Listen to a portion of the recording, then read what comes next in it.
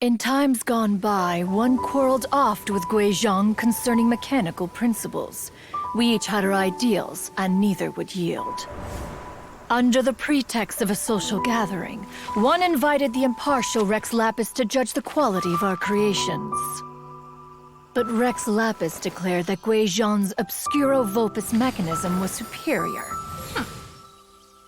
Though one was too proud to acknowledge it, in one's heart, one knew that Guizhong was indeed the superior talent in the mechanical arts. As for the story between Guizhong and Streetward Rambler, that begins with a certain bell. In Guizhong's opinion, while mechanisms were no substitute for human composers, they were yet capable of producing simple but fine melodies. But Streetward Rambler believed music to be an expression of the soul, an emotional enterprise that could never hope to be replicated by machinery. They argued endlessly, until one asked Rex Lapis to intercede. He confiscated the bell and designated it for ceremonial use. Thereafter, one would often find them convening in the mountains, discussing music, mechanics, and all the affairs of the mortal world. But these good times were not to last. War broke out between the gods, and soon engulfed the Guili Plains. Guizhong was overpowered by the enemy, and fell in battle.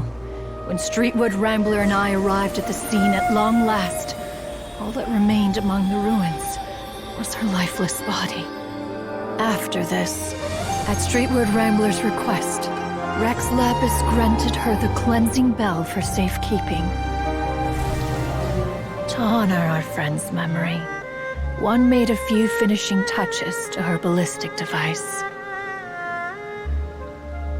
Many lantern rites have passed since then. Many greetings and goodbyes. Upon what do you gaze? The Guili Plains? No. It's everything.